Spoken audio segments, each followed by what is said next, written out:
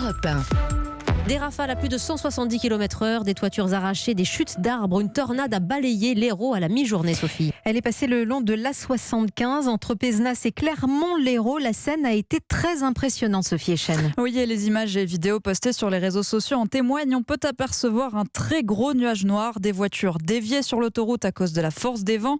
Guillaume a filmé la scène depuis son domicile à Puy-Laché. Il était à environ 3 km de la tornade. J'ai vu des nuages qui se sont mis à tournoyer beaucoup trop vite et beaucoup trop loin pour que ça soit normal. Et donc je me suis vraiment dit il se passe quelque chose. Et puis effectivement, j'ai vu que ça formait un tuba, donc une première forme de tornade, mais qui descend pas au sol. Et puis j'ai vu que ça se chargeait et puis que ça s'élargissait. C'est pas habituel du tout. Donc du coup, on voit ça à la télé. Et puis là, ça se passe devant chez soi. Pas vraiment inquiété, mais pas rassuré non plus quand même. Le phénomène n'a duré que quelques minutes, mais les vents violents ont provoqué des dégâts matériels sur la 75 et dans plusieurs villages.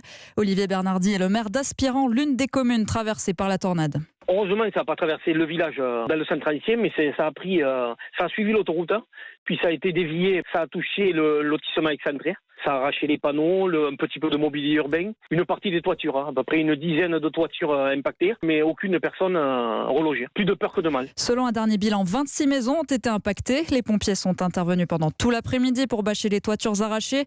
La tornade s'est ensuite dirigée vers les Cévennes gardoises et l'Ardèche. Le département est d'ailleurs placé en vigilance orange, pluie, inondation et orage.